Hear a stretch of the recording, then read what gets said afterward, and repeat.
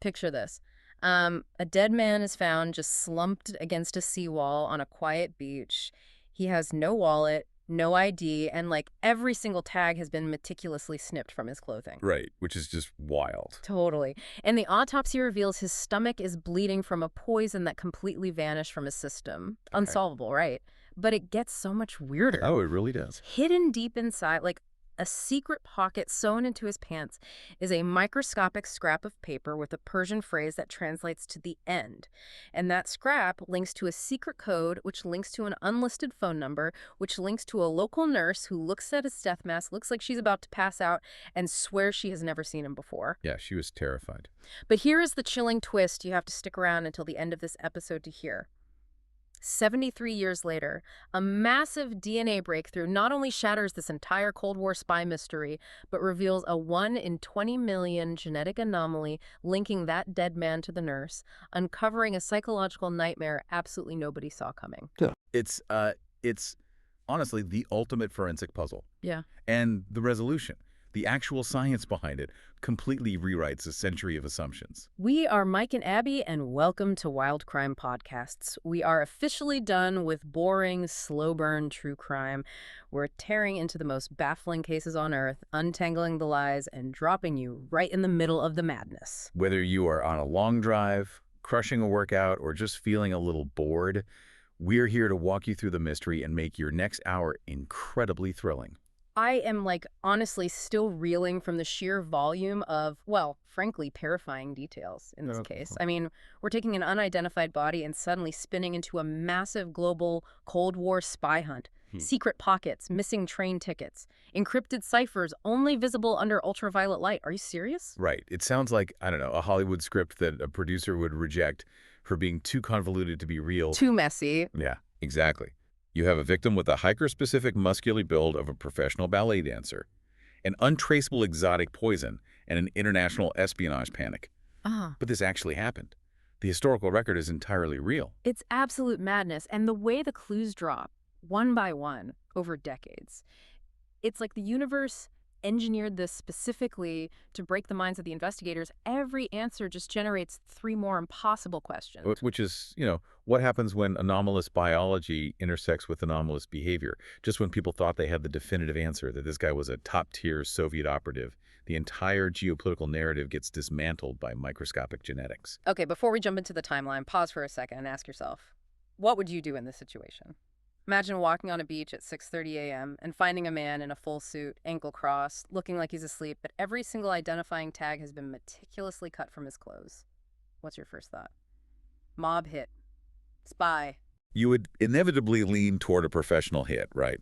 The mere presence of a man in a tailored double-breasted suit on a sandy beach at dawn is, well, it's cognitively jarring. Yeah, you don't wear a suit to the beach. Exactly. But the missing labels elevate it from a tragic medical event to something intensely premeditated. A body with no tags is bizarre, but it's nothing compared to what the autopsy found, or rather what it didn't find, inside his stomach. Wait until you hear this. So let's ground ourselves in the environment. December 1st, 1948, Somerton Beach, just a few miles south of Adelaide, South Australia. The post-war summer is just starting to heat up. Around 6:30 in the morning, a couple of people are out for an early ride on their horses, and they spot a man. He's incredibly well-dressed. A crisp white shirt, a red, white, and blue tie, brown trousers, a knit pullover, and this heavy European or American-style jacket. So really overdressed for a hot summer morning. Very. He's totally clean-shaven. Yeah. And he is just reclining against the seawall with his legs stretched out toward the ocean, ankles neatly crossed. He looks incredibly peaceful, right? I mean, if you just glanced at him, you would assume he sat down to watch the waves and simply dozed off. That's exactly the assumption people made the night before. Because, and this is a crucial detail, witnesses actually saw him alive the previous evening. Wait, really? People saw him? Yeah. A jeweler named John Lyons and his wife were walking on the beach around 7:01 p.m. on November 30th. They saw this exact man in this exact spot. Lyons later testified that he saw the man lazily lift his right arm into the air and then just let it drop to the sand. Just like a slow movement. Yeah. A little while later, another couple saw him. They noticed mosquitoes swarming around his face, but he wasn't swiping them away. They just figured he was dead drunk, sleeping off a heavy afternoon at the pub. So the timeline of his death is incredibly narrow. He's alive, albeit lethargic, at 7 p.m. But by the time the morning riders find him, he hasn't moved an inch and he's gone. Right. The police arrive, and the forensic scene is instantly unsettling. Resting right on his right collar is an unsmoked, half-burned cigarette. Let's break down why that specific detail drove detectives crazy. A dropped cigarette is a massive forensic marker. It really is. If you light a cigarette, take one drag, and then drop it onto your own neck without burning your skin or flinching, it means your central nervous system shut down almost instantaneously. There was no thrashing, no violent convulsion, just an immediate lights-out drop in consciousness. Precisely. It speaks to the speed and the mechanism of whatever killed him. So the police search his pockets right there on the sand. And the void of information is staggering. Right, they find nothing. Literally no wallet, no cash, no identification card, no driver's license. They find a few mundane items, an aluminum comb, a half-empty pack of juicy fruit gum, a box of Brian and May matches, and a pack of Army Club brand cigarettes. Oh wait, the cigarettes inside were different, right? Yes. Inside the Army Club pack, the cigarettes are actually Concetas, which was a noticeably more expensive brand. I always try to put myself in the shoes of a 1948 beat cop. You find a guy wearing expensive clothes but smoking expensive cigarettes out of a cheap pack. Maybe he's a frugal guy who found a sturdy tin. But the real horror show starts when you look at the collars and the waistbands. Right. Every single identifying tag on his clothing has been removed. And I don't mean ripped out in a hurry. Whoever did this systematically unpicked the stitching. Think about the physical labor involved there. You don't just yank a tag out. That leaves a torn stump of fabric that investigators can trace. Exactly. You'd leave evidence. You have to take a seam ripper or a tiny razor blade, isolate the microscopic threads binding the tag to the fabric, slice them one by one, and then pull the loose threads out so there's absolutely no trace left behind. Doing that to a shirt, a pullover, trousers, and a coat takes dedicated, hyper-focused effort. This was an active erasure of identity. So he officially becomes a John Doe. The body is transported to the morgue, and the subsequent autopsy is where this narrative shifts from a local mystery into an impossible biological paradox. The autopsy is handled by Dr. John Dwyer, and right out of the gate, the medical findings make zero sense. Dwyer estimates the time of death to be no earlier than 2:20 a.m. on December 1st. The official, broad strokes cause of death is recorded as heart failure. But 3 separate medical witnesses at the coroner's inquest unanimously agree on one terrifying fact. This death was not natural. It wasn't just a guy with a bad ticker who sat down and passed away. The internal organs told a violent story. Yeah, Dwyer opens the stomach and finds the partially digested remains of a Cornish pasty meat pie, which was clearly the man's last meal. But alongside the food, Dwyer finds a massive amount of internal bleeding. Oh, wow. The stomach tissue is deeply congested, the spleen is enlarged, the liver is packed with excess blood. In medical terms, this massive vascular congestion is the screaming siren of an acute, severe toxic reaction. It is textbook poisoning. So the logical next step is toxicology. You take the stomach contents, you take the blood, and you test it for poison. They did. Expert chemists run exhaustive screens on the blood, the organs, the remaining food. They test for everything known to 1940 science. Heavy metals, common household toxins, agricultural chemicals. Yeah. The results, absolutely zero trace of any known poison. I mean, I'm trying to imagine the frustration of those chemists. It is like a locked room murder mystery. But the locked room is the victim's own circulatory system. How do you die from a catastrophic toxic reaction when your blood chemistry definitively proves you didn't ingest any toxins? Dr. Dwyer was completely flummoxed. He stated on the record that he was astounded. He fully expected the chemistry to light up with a barbiturate or an alkaloid. The blank toxicology report forced the medical experts into a terrifying corner. He had to assume it was something super advanced, right? Yeah. The leading theory became that this man was killed, or killed himself, using a highly sophisticated, incredibly fast-acting poison that breaks down in the human body so quickly it leaves no chemical signature. We're talking about something like digitalis or strophanthine. Right. Exactly. These are cardiac glycosides. They are plant-based toxins. Digitalis comes from the foxglove plant, strophanthine from an African vine. They work by interfering with the sodium-potassium pumps in the heart muscle cells. So they just overload the heart. They force the heart to contract with massive fatal force, inducing an instant heart attack. And crucially, they degrade rapidly in the bloodstream.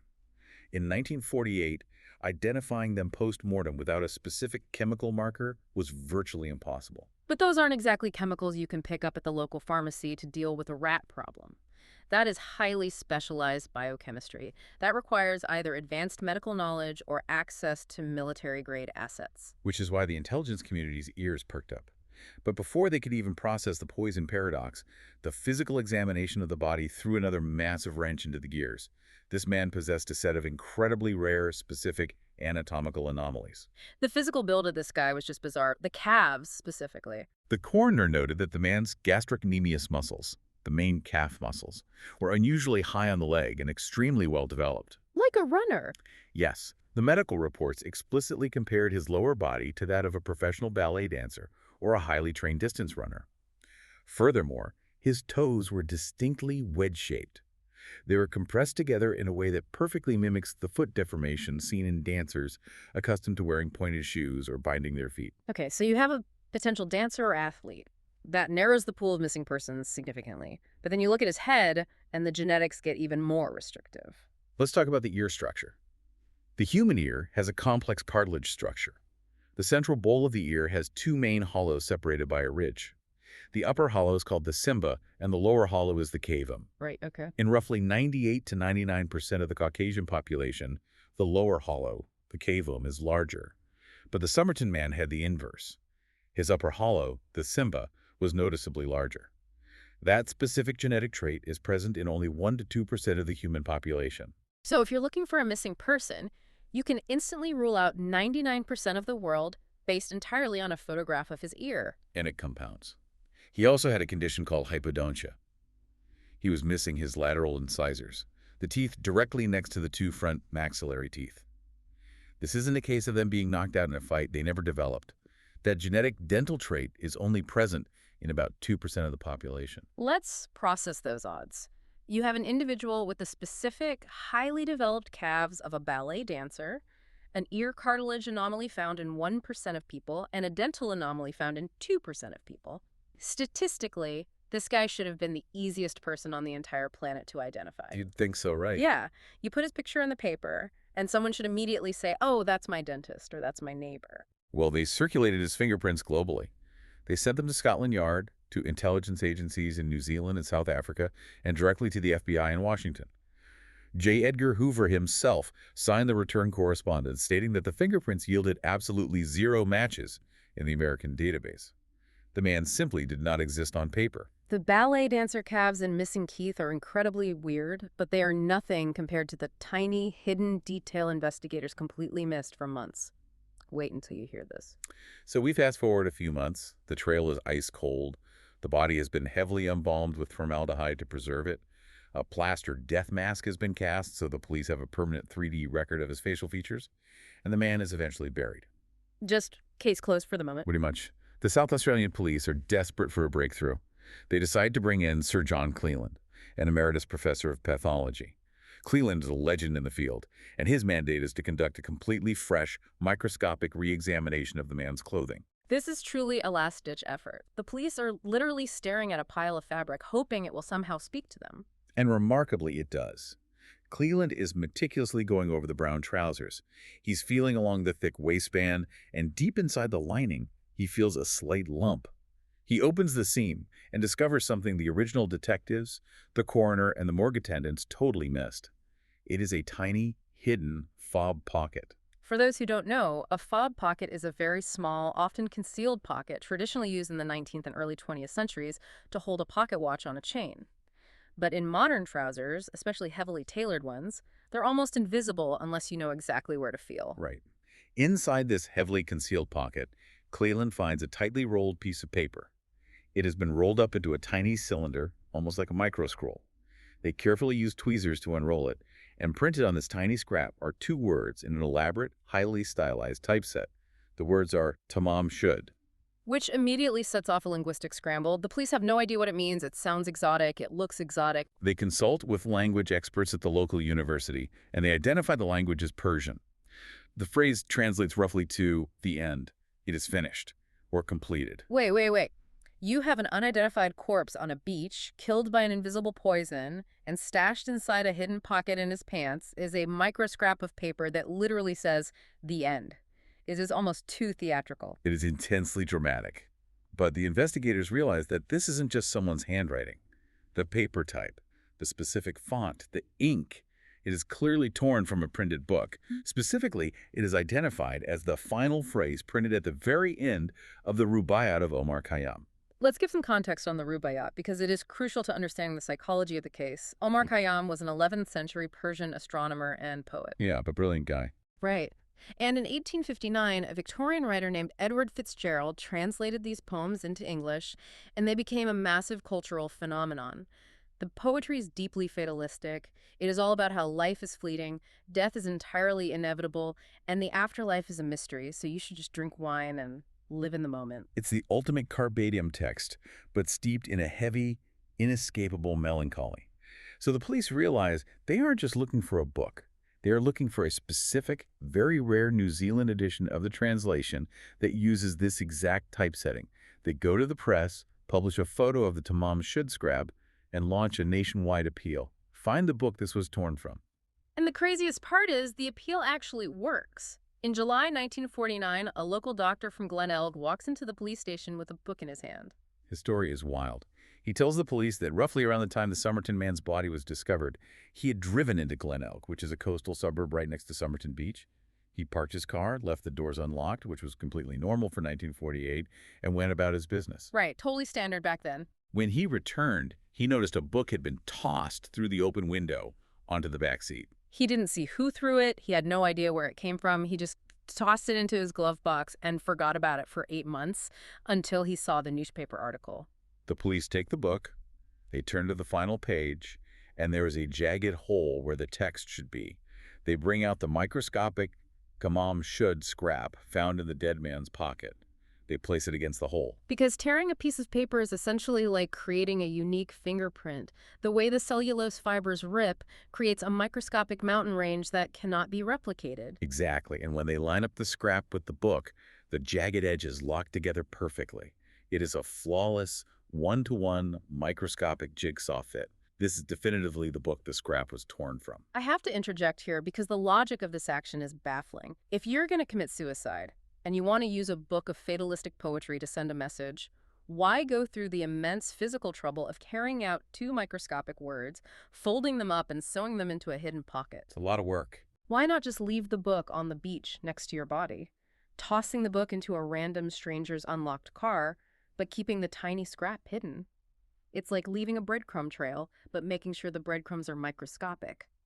Was he sending a coded message, or was this a twisted suicide note? That debate fractured the investigation. The psychology of hiding the note suggests he wanted the finality of the words on his person, but he actively did not want the book itself to be found. And when we examine the book, we understand exactly why he didn't want the police to have it. Tearing out the page is insane, but it's child's play compared to what police found when they placed the back cover of that book under a UV light. Wait until you hear what was indented on the cardboard. So the police are in possession of this rare copy of the Rubaiyat. They're inspecting every single square inch of it. And one of the detectives catches a glare on the blank back cover. When he holds the book at an angle to the light, he notices something structural. There are very, very faint indentations pressed into the thick cardboard. It's the classic detective trope. If you place a piece of paper on top of a book and press down hard with a pen, the pressure transfers through the paper and leaves physical grooves in the cover beneath it. Forensic investigators call this oblique lighting analysis. They turn off the overheads, shine an ultraviolet light across the surface at a sharp horizontal angle to cast shadows into the grooves, and what is revealed breaks the case wide open. They find 2 distinct sets of indentations. First, there's a sequence of seemingly random capital letters. It's 5 lines long. The second line has a strike-through drawn across it, as if the writer made an error and corrected it. The letters read WRGOABABD, followed by MLIAOI, and so on. To anyone looking at it, it screams one thing: a cryptographic cipher. A secret code. We have a dead man with no identity, killed by an invisible poison, carrying a hidden scrap of Persian poetry, which links to a book containing a 5-line encrypted message.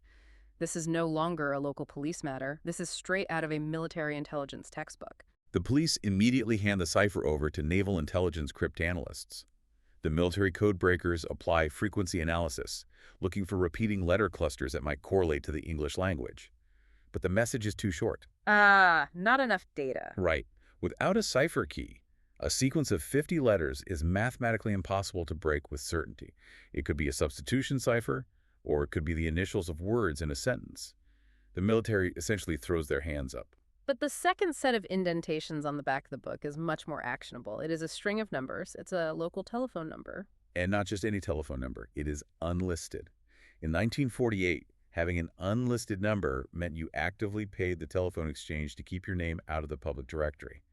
It requires a manual trace by the phone company operators to figure out which physical copper wire connects to that number. The police run the trace. The phone number leads them to a physical address on Mosley Street in the suburb of Glenelg. Mosley Street is located a mere 400 meters, roughly a 5-minute walk, from the exact spot on Somerton Beach where the dead man was found. The connection is undeniable.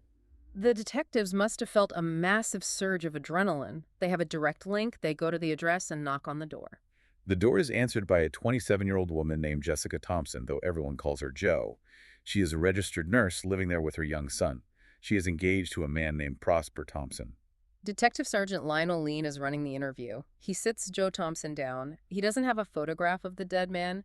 He has something much more visceral. He brings out the plastered death mask. Let's contextualize how jarring that is. A death mask is made by covering the deceased's face in grease, pouring heavy plaster over their features, letting it harden and pulling it off. It captures the sunken eyes, the relaxed musculature of death. It is the uncanny valley in its purest form. Lean places this stark, white, three-dimensional face on the table in front of Jo Thompson. And her physiological reaction tells the entire story.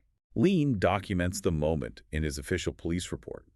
He states that upon seeing the bust, Jo Thompson was completely taken aback, her face drained of color. Like she'd seen a ghost. Literally. She looked like she was on the verge of collapsing or fainting right there in the chair. In fact, Lean noted that she was so disturbed she physically refused to look at the bust again for the remainder of the interview, keeping her eyes rigidly averted. You don't have a near-syncopal episode over a piece of plaster unless you recognize the face underneath it. Her body language screamed recognition, but her verbal response was a brick wall. She vehemently, repeatedly denied it. She looked the detectives in the eye and stated, "I have never seen this man in my life. I have no idea who he is." The police push her on the book. Why is her unlisted phone number pressed into the back of a rare book of Persian poetry? Jo offers an alibi that only deepens the mystery. She admits that she did own a copy of the Rubaiyat during World War II. She claims she gave it as a gift to an Australian Army lieutenant named Alf Boxall while she was working at a hospital in Sydney.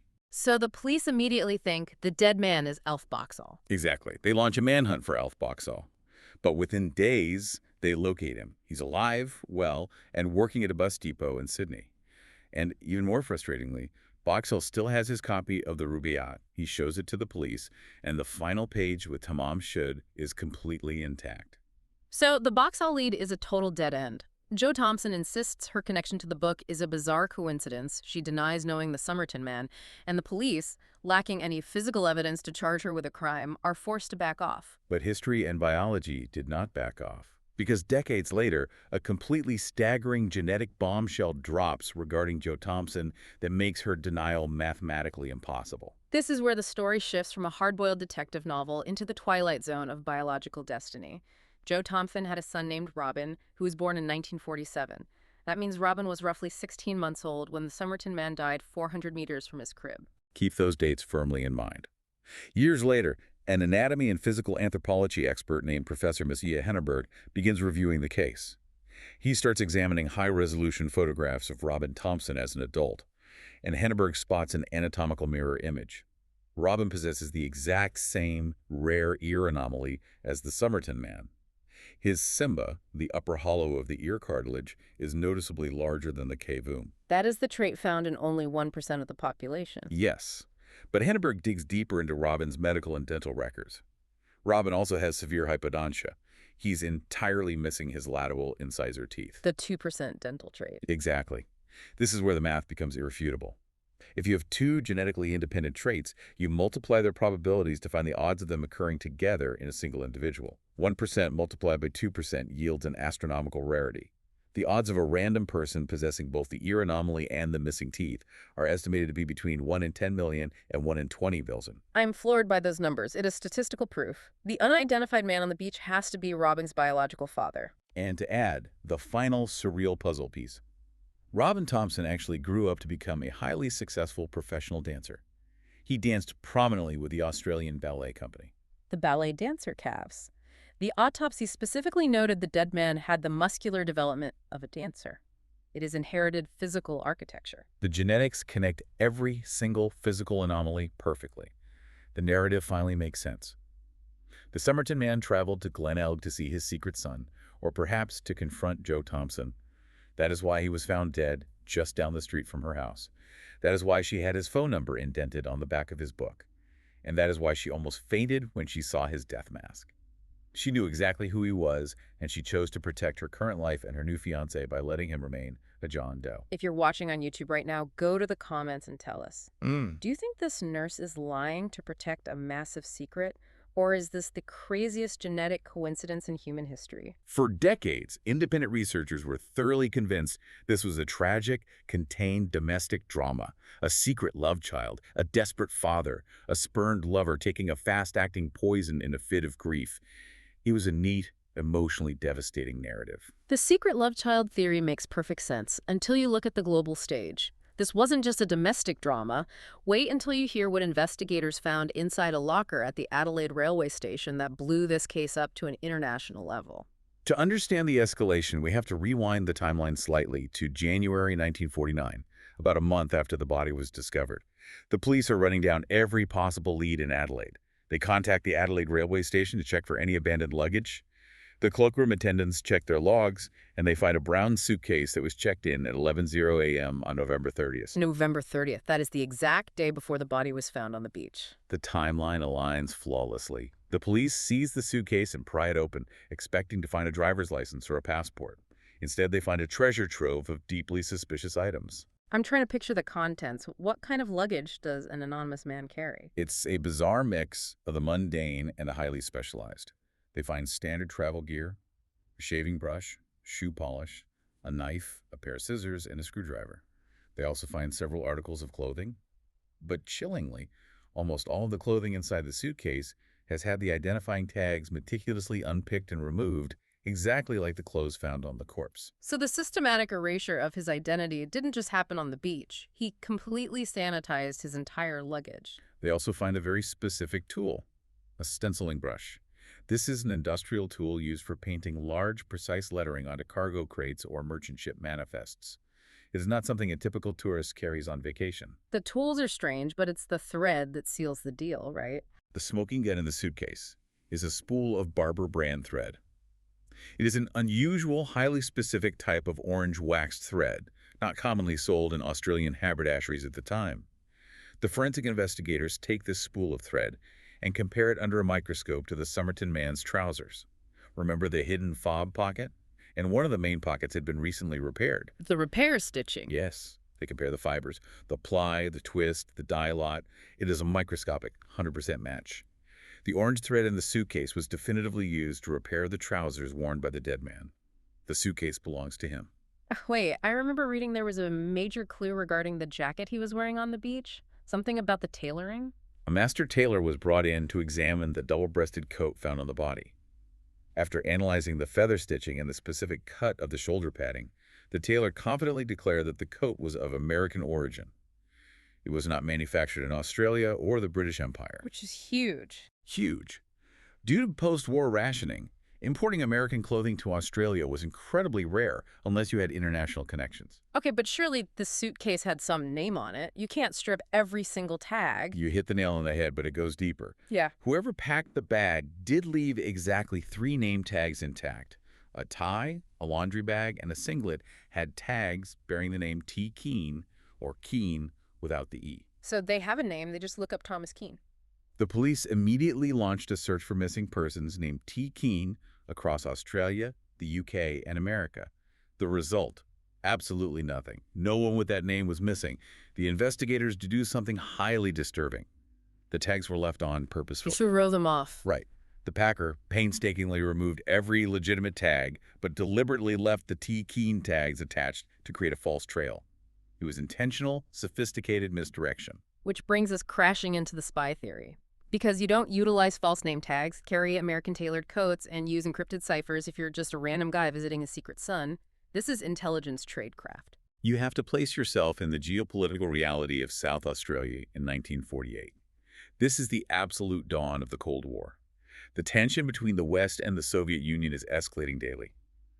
And just a few hundred miles north of Adelaide is the Woomera Long-Range Weapons Establishment. Woomera was a massive, top-secret Anglo-Australian military facility, correct? They were doing classified rocket and nuclear testing. It was one of the most highly classified military zones on the planet, but the rabbit hole goes deeper. At the exact same time the Somerton Man is found, Allied intelligence is running a top-secret initiative called the Venona Project. I need to understand how Venona worked. How are they intercepting this? Let's talk cryptography for a second. The Soviets communicated using something called a one-time pad. It is a booklet of random number keys used to encrypt a message. If the key is truly random and only used once, the math dictates it is perfectly unbreakable, period. Okay. But during the chaotic days of World War II, a Soviet manufacturing plant made a catastrophic mistake. They printed duplicate pages of the one-time pads. So they reused the keys? Yes, exactly. When Allied intelligence intercepted these telegraph cables, their cryptanalysts noticed repeating patterns. Venona exploited this microscopic crack in the armor. As they began decrypting the cables, they realized the Soviet Union had completely penetrated Australian intelligence. Wow. Yeah, there was a massive spy ring run by a man named Wally Clayton operating right under the Australian government's nose. The paranoia was so intense that it directly led to the creation of ACO, Australia's National Security Agency, in 1949. Look at the Somerton Man evidence through that lens of extreme Cold War paranoia. An unidentified man with the physical prowess of a trained operative. An untraceable, exotic poison designed to mimic a heart attack. A suitcase full of specialized tools and altered clothing. An encrypted code only visible under oblique UV lighting. And a secret micromessage hidden in a specialized pocket utilizing a book dropped into a random car. The classic definition of an intelligence dead drop. It ticks every single box for 1940s Soviet espionage. Even Jo Thompson, the nurse with the unlisted number. Years later, her own daughter gave a sensational interview where she claimed her mother was a devout communist sympathizer. She explicitly stated she believed her mother was part of a Soviet spy ring that operated above a state police level, and that her mother knew exactly who the Somerton Man was. I hear all of that, but I have to push back on the logic of the spycraft. If you are a highly trained Soviet spy, why do you leave a suitcase full of traceable tools at a highly trafficked public train station? Why do you carry a piece of paper in your pocket that links you directly to a specific book left in a random civilian's car? And why have the unlisted phone number of your local contact pressed into the back of it? It feels less like James Bond executing a flawless mission and more like a guy having a severe psychological breakdown. That was the great schism in the investigation for 70 years. Is this the work of a highly competent assassin cleaning up a compromised asset, or the erratic, obsessive behavior of a man falling apart? But for decades, the spy theory was the dominant, undisputed narrative. Authors wrote thick books on it, documentaries broadcasted to millions. People literally staked their professional reputations on the idea that this was an assassinated Soviet agent. For 7 decades, the spy theory was the ultimate answer. People bet their lives on it. But in 2022, a single strand of hair completely destroyed the Soviet spy theory. Wait until you hear who this guy actually was. Welcome to the modern era of forensic genealogy. The landscape of the investigation completely shifts. Professor Derek Abbott, an academic who had obsessively researched this case for years, teams up with Colleen Fitzpatrick, a pioneer in the field of forensic genealogy. Their goal is singular, but seemingly impossible: extract the Somerton Man's DNA. But the body was heavily embalmed with formaldehyde back in 1948. Doesn't formaldehyde completely obliterate DNA? It creates a massive chemical hurdle. Formaldehyde preserves tissue by causing cross-linking. It essentially binds the proteins and the nucleic acids together, tangling the genetic code into unreadable knots. So it's basically ruined. Right. The police actually exhumed the body from the cemetery in 2021. But extracting usable DNA from degraded, cross-linked bone marrow is incredibly difficult. Abbott, however, had secured a totally different pristine source. It goes back to the plaster death mask. Exactly. When the taxidermist Paul Lawson cast the death mask in 1949, he applied a layer of Vaseline to the corpse's face so the plaster wouldn't stick. But it wasn't perfect. When Lawson pulled the heavy plaster off, several of the Somerton Man's actual hairs were ripped from his face and became permanently embedded in the plaster. Decades later, Abbott gained access to those specific hairs. That is wild. The forensic evidence was hiding in a museum piece. In 2022, the sequencing technology finally caught up to the challenge. They needed the root of the hair, the follicle, because that is where the autosomal DNA is located. Autosomal DNA gives you the full genetic picture of both the maternal and paternal lines, unlike mitochondrial DNA from the hair shaft, which only tracks the mother's side. After incredibly delicate chemical extraction, they managed to pull a viable, complete autosomal DNA profile from a single 73-year-old hair root. Which is a Nobel-level scientific miracle in itself. Once they had the digital genetic code, they uploaded to massive commercial genealogical databases like GEDmatch. This is where the heavy lifting begins. Building a genetic tree from a distant fourth cousin is like trying to find the source of a river by starting at the ocean and walking backward up every tiny tributary. You have to find common ancestors from the 1800s and trace every single descendant forward. It's an astronomical logic puzzle. They build out a sprawling family tree of over 4,000 distinct individuals. They triangulate the genetic markers across multiple paternal and maternal lines, looking for the one intersection point. And in July 2022, the massive 4,000-person tree narrows down to a single branch, a single family in Australia. And finally, it points definitively to a single man. I am trying to imagine the moment that family tree finally converged on one person on a computer screen. Who was the guy at the end of the branch? The Somerton Man's true name is Carl Charles Webb. Carl Webb. Not Boris the Soviet spy, not an elite KGB assassin, just Carl. Born November 16, 1905 in Footscray, Victoria, which is a working-class suburb of Melbourne. At the time he was found on the beach, he was a 43-year-old Australian citizen. And what did Carl do for a living? Was he involved in military intelligence or government defense? Not even close. Yeah. Carl Webb was an electrical engineer and a highly skilled instrument maker. Oh my God, the puzzle pieces, the tools. Suddenly, the most sinister clues start clicking together with terrifying mundane speed. An instrument maker in the 1940s was responsible for crafting highly precise tools, scales, and galvanometers. Remember the bizarre contents of the suitcase? The screwdriver, the tiny scissors, the specific knife? And the stenciling brush. That is the exact standard toolkit of a professional instrument maker. He needed the stenciling brush to apply precise industrial lettering onto the electrical components he was building. Wait. What about the name T. Keene deliberately left on the closing? The police insisted that was a fake name used for misdirection. It wasn't fake at all. Genealogical research revealed that Carl Webb had an older sister named Frida. And Frida was married to a man whose name was Thomas Keene. So the grand, sophisticated intelligence misdirection was literally just a guy wearing hand-me-down clothes from his brother-in-law. Exactly. Carl was likely struggling financially, and his family gave him Thomas's old shirts and laundry bags, and the American tailored coat that fueled so much espionage speculation. Carl had a nephew named John Keene who served in the military during World War II and spent significant time training in North America. It's highly probable the nephew purchased the coat in the U.S., brought it back to Australia, and it eventually trickled down to his Uncle Carl. Pause and think about this. We just went from a Soviet super spy operating at the highest levels of global espionage to an electrical engineer named Carl wearing his brother-in-law's old shirts. Does knowing his real name make the mystery less creepy or infinitely more disturbing because it proves this absolute madness happened to a completely average guy? To me, it is vastly more disturbing, because a spy dying a weird, convoluted death makes logical sense. That is the occupational hazard. But a depressed electrical engineer dying on a beach with a secret code in his pocket and an exotic poison in his veins. That implies a level of psychological darkness that is profoundly terrifying. So we have his name. But that still doesn't explain the untraceable poison, the hidden Persian poetry, or the encrypted code. The true explanation for those lies in Carl's toxic marriage and his obsession with death. Wait until you hear the final, chilling psychological profile. To understand the why, we have to look at Carl Webb's emotional state in 1948. The records show that Carl was married to a woman named Dorothy Robertson, known as Doth. But the marriage was an absolute disaster. In April 1947, they officially separated. And where did Dorothy move to escape the marriage? South Australia. Oh, wow. So he wasn't in Adelaide to steal rocket secrets from Woomera. He was there tracking down his estranged wife. That is the leading, most heartbreaking theory. He traveled the 400 miles from Melbourne to Adelaide in a desperate bid to find Doff. But we have to look at the sworn divorce records Dorothy eventually filed in 1951. She didn't know he was dead, to understand Carl's mental landscape. She paints a very dark, oppressive picture. She described him as a moody, fiercely sullen man who was prone to extreme bouts of depression, often refusing to speak to her for days on end. That sounds like a man drowning in severe, untreated mental illness. It gets much darker.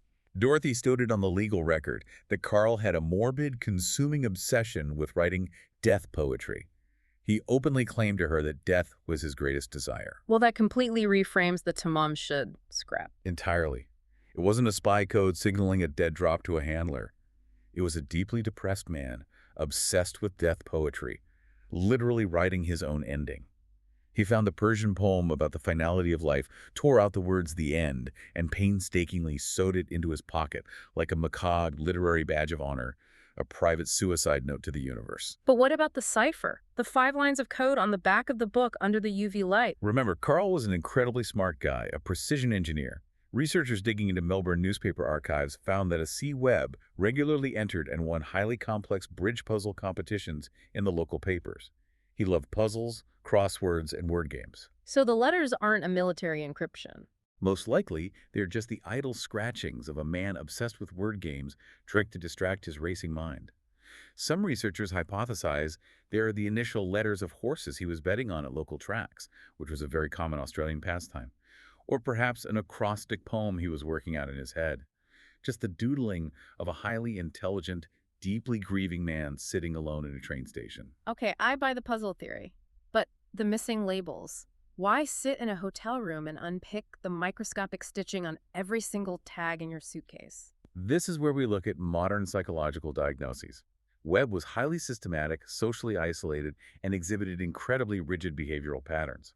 Many modern psychologists who review the case notes suggest Webb may have been on the autism spectrum, dealing with severe sensory processing disorder. So the clothing tags were physically irritating him. Yeah, exactly.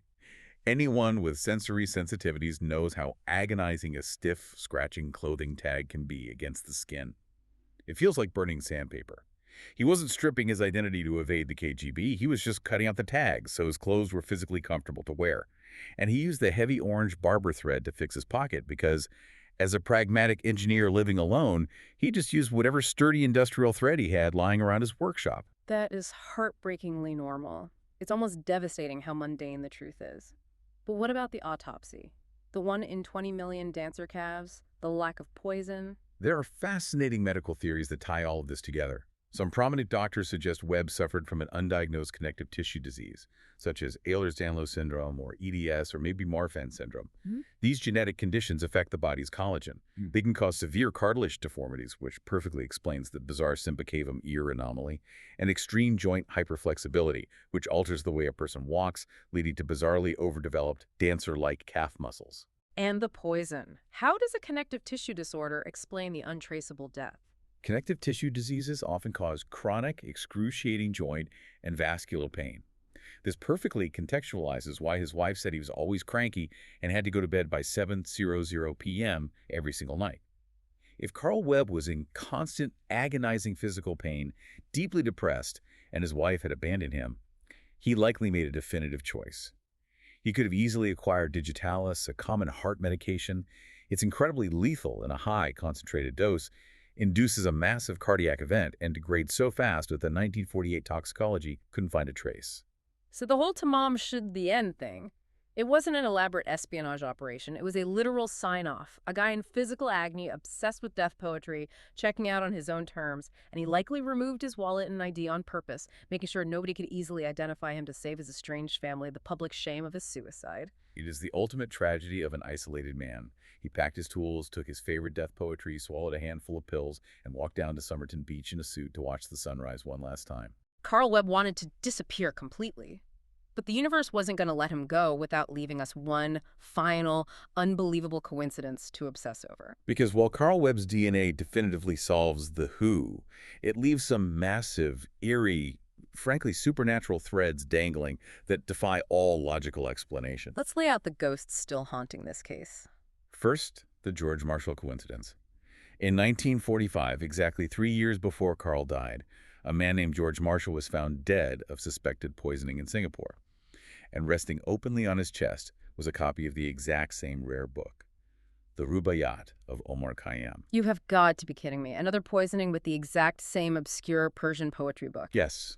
Is it just a morbid copycat scenario? Did Carl Webb read about Marshall's death in the newspaper and think that's exactly how I want to go, with absolutely no proof? And what about Jo Thompson, the nurse? Exactly. Even if Carl Webb was just a depressed electrical engineer, the DNA has not proven why Jo Thompson's unlisted phone number was indented on his book. Did he meet her by chance while wandering Glen Eld looking for his wife? Did she, as a nurse, illegally provide him with the untraceable digitalis from the hospital dispensary? And the genetics. What about her son, Robin Thompson? That is the ultimate mind-bending unanswered question. The DNA genealogy proved Carl Webb is a Webb. Robin Thompson was a Thompson. The geneticists have confirmed Carl is not Robin's biological father. So how do we explain the 1 in 20 million statistical impossibility? How does Carl Webb possess the exact same ultra-rare ear cartilage anomaly and indeed the exact same missing teeth as the local nurse's son if they share absolutely no DNA? It breaks the fundamental laws of probability. Was Carl Webb just the tragic victim of the universe's most bizarre, mathematically impossible series of coincidences? Or is there still one massive layer of the onion left to peel that the DNA hasn't shown us? That is the enduring horror and beauty of the Somerton Man. We cracked the locked room, we read the hidden code, and we finally spoke his true name. But the ghosts are still sitting right there in the room with us, refusing to leave. All right, if we made your drive, your workout, or your downtime even a little bit better today, do us a massive favor. Whether you are watching on YouTube, streaming on Spotify, listening on Apple Podcasts, or literally anywhere else, hit that follow or subscribe button right now. We drop episodes like this frequently, bringing you the most fascinating cases in the most interesting way possible. Lock in, because you do not want to miss the crazy mysteries we have queued up for next time.